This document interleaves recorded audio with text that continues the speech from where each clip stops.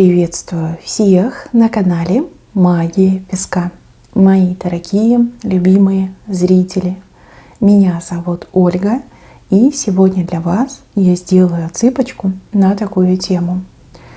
Что загаданный мужчина от вас скрывает? О чем он молчит, чего не договаривает, либо что так и не смог вам сказать. Загадайте, пожалуйста, на мужчину, представьте его, назовите по имени. Ну а песочек сделает свое дело. Покопается в его голове, в его подсознании и все нам покажет. Я прошу высшие силы дать мне возможность ответить на все ваши вопросы и послать для вас только лишь самую важную, нужную и полезную информацию.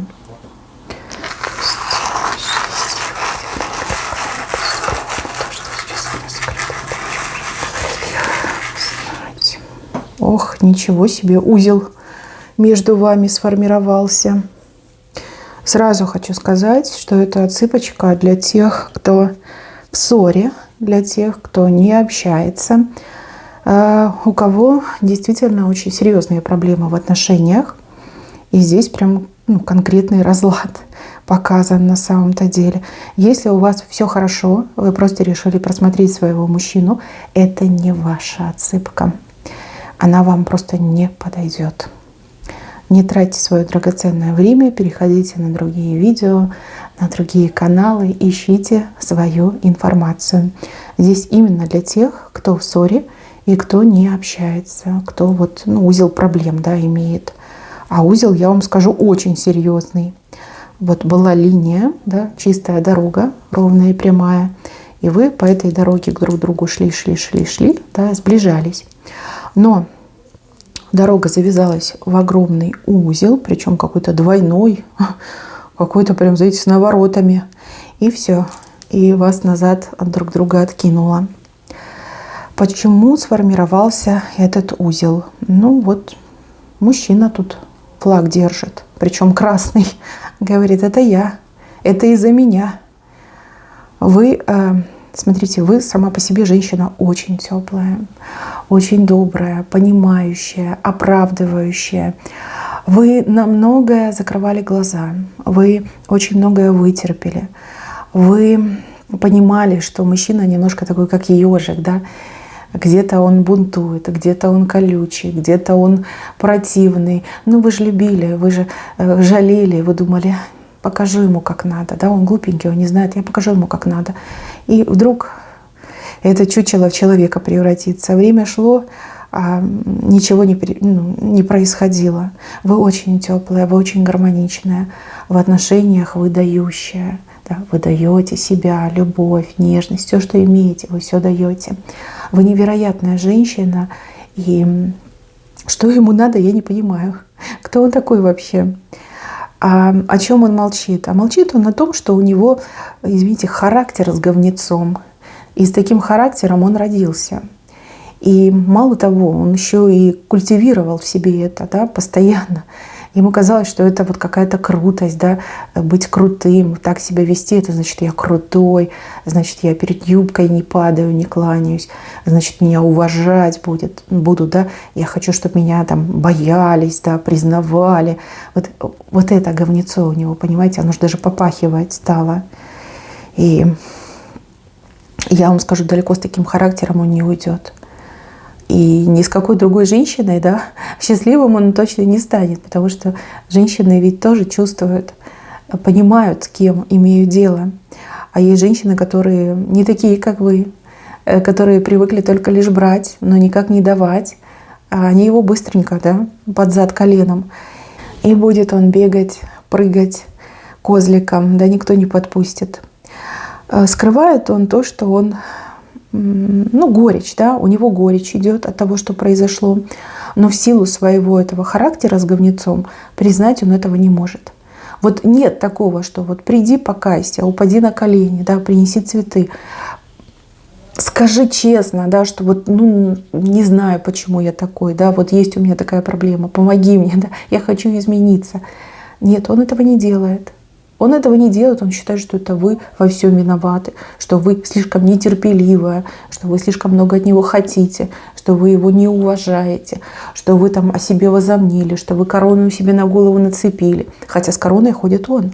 Мало того, что с короной, так еще и с красным флагом. Вот. Все, что есть негативное в нем самом, он как будто бы вам приписывает, да, на вас спихивает. Типа я хороший, да, я хороший, это меня обидели, это она плохая, возомнила о себе. Вот. А я-то хороший, меня же любить нужно и принимать таким, как я есть. Я же ничего плохого не хотел. Вот. А характер у меня идеальный. Да? И поведение у меня самое лучшее в мире. Да? Вот он так именно рассуждает. А горечь именно от сердца идет. Потому что сердце не обманешь. И сердце ему толдычит, что ты плохой человек, ты скверный человек, ты скандалист, ты манипулятор, ты абьюзер, ты приспособленец, да? Не мужик ты, а тряпка, причем вонючая. Вот как-то сердце ему так говорит, и горечь вот это идет. Он, кстати, у вас, скорее всего, изжогой мучается. Вот серьезная горечь идет постоянно. Не только на энергетическом плане, но и на физическом, да, скорее всего, изжога. Изжога у него. Он думает, что от еды нет. Нет, это сердце. Это сердце, которое смириться не может с тем, что оно любит, но любимую женщину обижает. Да, еще и не признает это. Вот сердце дает ему эту горечь. Так, он как-то легко умеет с женщинами знакомиться. Это что у него? Фишка такая, либо он где-то научился. Может как-то легко и быстро познакомиться с женщинами, знает, что сказать, знает, как себя подать, но потом вот характер начинает проступать, да, и очень часто отворот-поворот получает.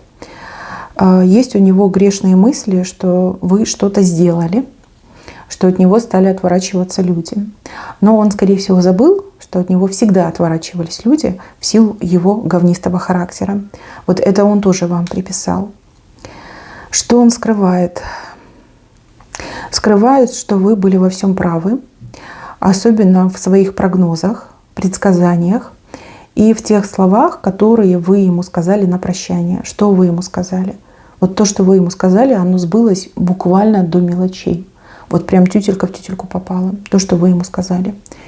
И его это коробит, и его это подкидывает. И он такой, да как так, да как так? И точно на меня прокляла. Нет, ну а то, что вы анализировать умеете, вот он это отрицает. Да? Ну, скорее, сам для себя отрицает, а так как бы понимает, что, скорее всего, ну, как бы объективно она была права. Да? Проблема не в ней, проблема во мне. Но как же я это признаю? То, что нет, я не могу это признать. Не хочу и не буду. Вот так он себя и ведет. Смотрите, то, что между вами произошло, он уже мог несколько раз изменить. И был даже момент, когда он шел в вашу сторону, но на полпути передумал и ушел. Ну, либо дошел до вашего дома, либо до работы, либо до места, где вы находились, и просто вот сам себя завернул и ушел. Сыграл опять же его характер, что как же это, я приду унижаться буду? Нет, нет, нет, я не такой. Я слишком хороший, да, слишком гордый, я слишком себя ценю. Вот была дорога, и он с нее свернул. А вы бы простили. Да, вы бы простили. Потому что у вас еще тогда были надежды и были еще угольки чувств. Сейчас эти угольки уже практически остыли. И еще вижу, что вы как-то по-другому на все это стали смотреть. Вам тоже обидно стало. И вы сказали, так что я тряпка для того, чтобы ноги вытирать? Это что, серьезно? Да кто ты такой вообще? Да зачем ты мне такой нужен? Вот как-то вы, знаете, взбунтовались внутри в какой-то веке. А это очень здоровые признаки того, что вы начинаете себя любить, начинаете себя ценить, и того, что у вас скоро вот новая жизнь начнется. Да, это сильные признаки. Так оно и будет, девочки, точно так оно и будет. Так, что он еще от вас скрывает? Ну, когда вы были вместе, он скрывал, что он с другими женщинами общается. Он общался с другими женщинами, и он постоянно проводил какой-то сравнительный анализ, сравнивал, да, вас и этих других женщин. Он, знаете, как, типа лучший вариант себе искал, да, либо хотел найти тот самый идеальный вариант, чтобы не прогадать и не просчитаться.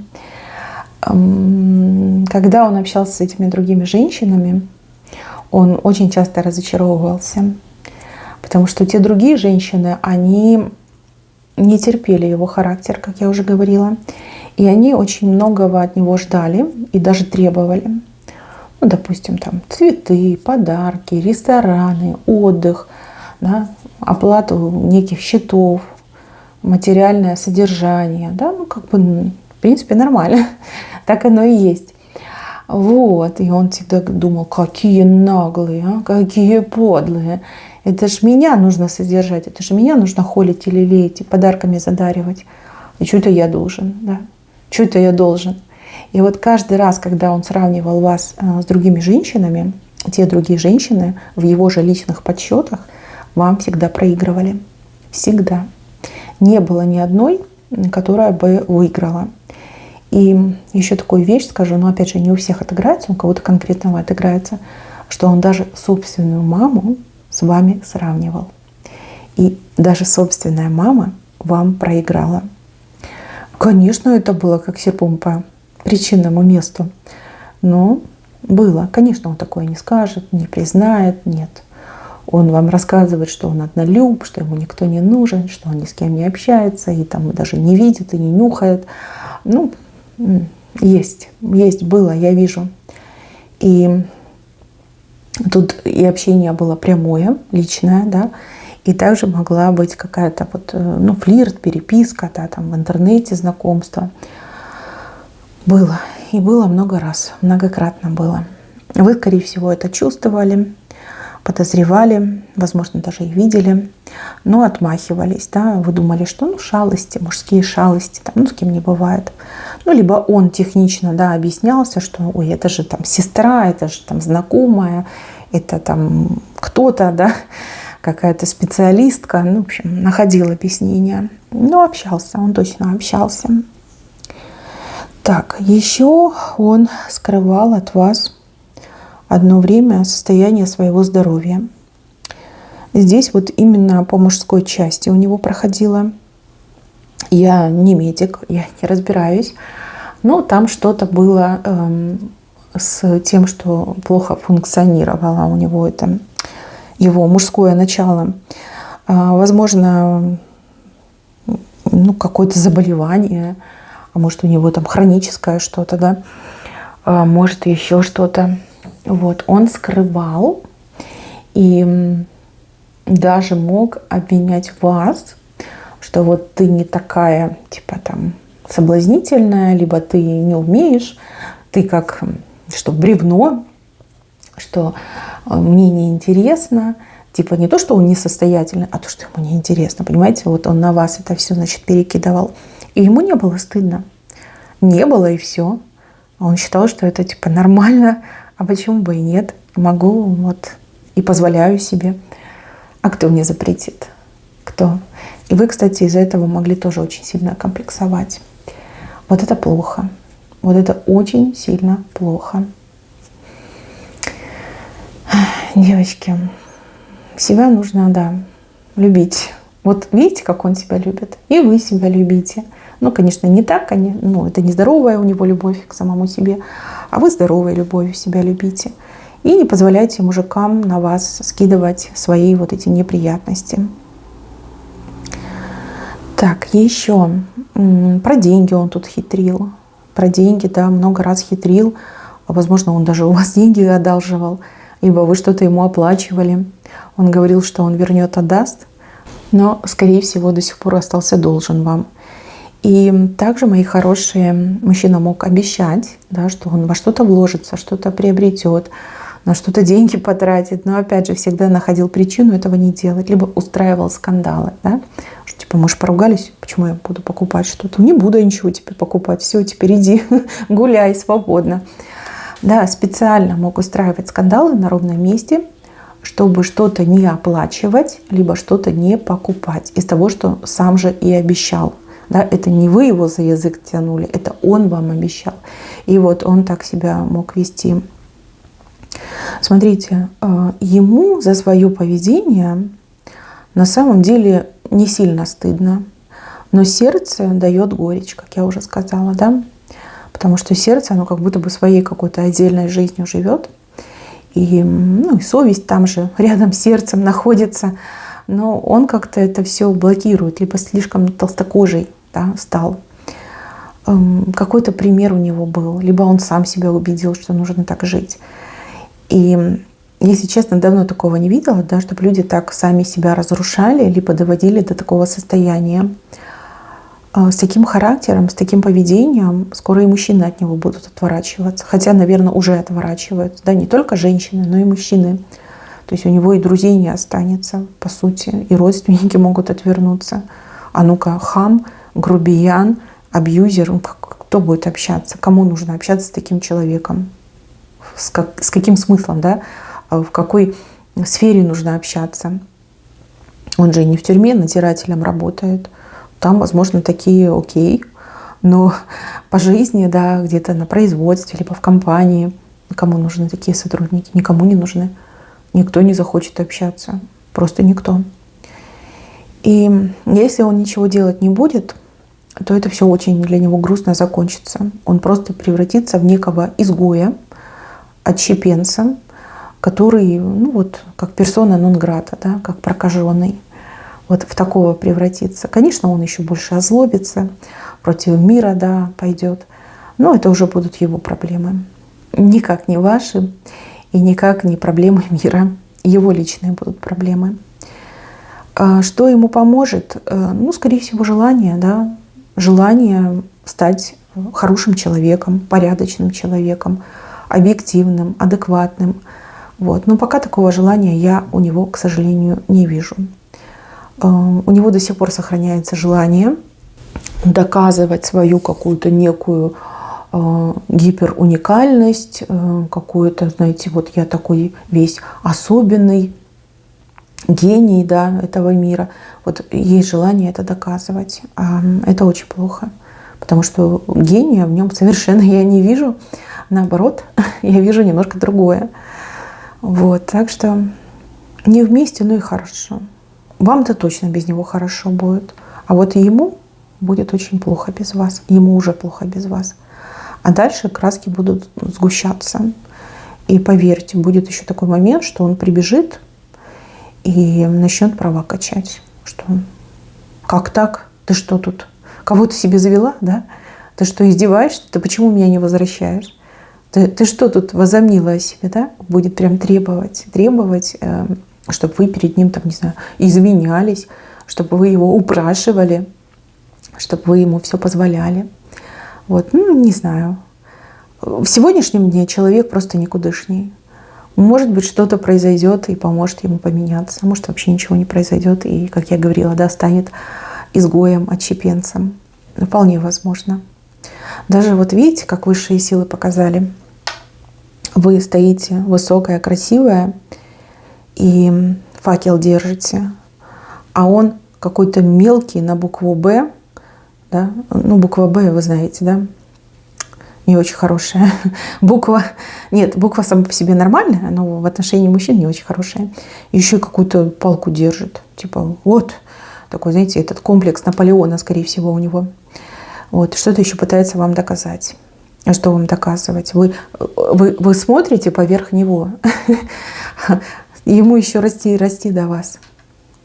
Расти и расти. Но он этого понять не хочет. Не хочет, пока не хочет, либо пока не может. В принципе, будущее открыто. Как будет, так и будет. Но вы, главное, себя не вините, а наоборот, используйте это время для восстановления, для обретения смысла, для общения с друзьями, родственниками, для новых знакомств. Тоже обязательно используйте это время. А про него не думайте. Просто не думайте, и все. Вот, как будет, так и будет. Главное, чтобы вы счастливы были. Это самое важное. Мои дорогие, на этом все. Берегите себя. Всем спасибо за внимание. Всем пока-пока.